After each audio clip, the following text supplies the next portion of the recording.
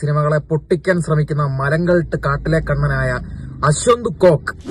Hello guys, എല്ലാവർക്കും എന്റെ പുതിയ വീഡിയോയിലേക്ക് ഹൃദയമായ സ്വാഗതം. അപ്പോ സിനിമകളുടെ റിവ്യൂ ഇട്ട് സിനിമകളെ തരം താത്തി സിനിമകളെ പൊട്ടിക്കാൻ ശ്രമിക്കുന്ന മലങ്കൾട്ട് കാട്ടിലെ കണ്ണനായ അശ്വന്ത് കോക്ക് സിനിമാ റിവ്യൂസ് നിർത്തുന്നതായ റിപ്പോർട്ടുകൾ പുറത്തു വന്നിരിക്കുകയാണ്.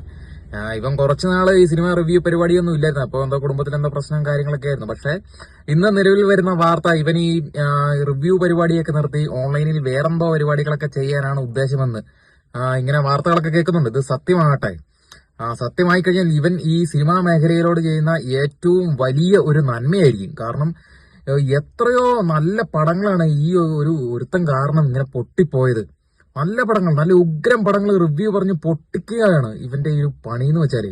നല്ല സിനിമകൾ, എത്രയോ നല്ല നല്ല ഫീൽ ഗുഡ് പടങ്ങളെ എടുത്ത് റോസ്റ്റ് ചെയ്ത് ഇവന് ഇഷ്ടപ്പെട്ടില്ലെങ്കിൽ ഇവൻ ആ പക്ക നെഗറ്റീവ് അങ്ങ് പറഞ്ഞേക്കോ, ഇന്നതാണ് കാര്യങ്ങൾ, ഇത് ഒറ്റ മനുഷ്യരും കാണരുതെന്നങ്ങ് പറഞ്ഞ് അട്ടിച്ചേൽപ്പിക്കുകയാണ്. കാരണം ഇവന് കുറച്ചധികം ഫോളോവേഴ്സ് ഉണ്ട്. അപ്പോ ഈ നമ്മുടെ നാട്ടിലെ ആൾക്കാർ, ഭൂരിഭാഗം ആൾക്കാർ മിഡിൽ ക്ലാസ്സിന് താഴെയുള്ളവരാണ്. ഡെയിലി പണിക്ക് പോയി പൈസയൊക്കെ സമ്പാദിച്ച് എന്നാൽ ആഴ്ചയിലൊന്നും ഒരു സിനിമയൊക്കെ കണ്ടേക്കാന്ന് വിചാരിക്കുന്ന ആൾക്കാർ എങ്ങനെ പോയാലും ഒരു സിനിമ ടിക്കറ്റ് 150 രൂപ അല്ലെങ്കിൽ 200 രൂപയാകും. പെട്രോൾ അടിച്ച് കുറച്ച് ചായ വക പൈസയൊക്കെ മാറ്റി വെച്ച് കഴിഞ്ഞാൽ എങ്ങനെയും 300 രൂപ ഒരാൾക്ക് ചെലവാകും. അപ്പൊ ഇങ്ങനെ ഒരു ശരാശരി മനുഷ്യൻ ഈ ഒരു റിവ്യൂ ഒക്കെ കേൾക്കുമ്പോൾ ഒന്ന് പേടിക്കും. കാരണം ഇത്രയും പൈസ കൊടുക്കുന്നതല്ലേ, എങ്ങനെ വിശ്വസിച്ചൊരു സിനിമ കാണും? ഇവൻ ഇനി പറയുന്നത് എങ്ങാനും ശരിയാണോ എന്നൊരു ഡൗട്ട് എല്ലാവർക്കും വരുന്നുണ്ട്. ഇങ്ങനെയുള്ള മലയാളികളുടെ അവസ്ഥയാണ് ഈ ഒരു അശ്വന്ത് കോക്ക് എന്ന മലങ്കൾട്ട് എടുത്തിട്ട് മുതലാക്കി ഇവൻ പൈസ മേടിക്കുന്നത്. ഇവൻ സിനിമ കാണും, ഇവൻ ഈ യൂട്യൂബിലിടും, റിവ്യൂ ചെയ്യും, പൈസ മേടിക്കും, കിടന്നുറങ്ങും. എന്നാ സുഖം ഇവന്.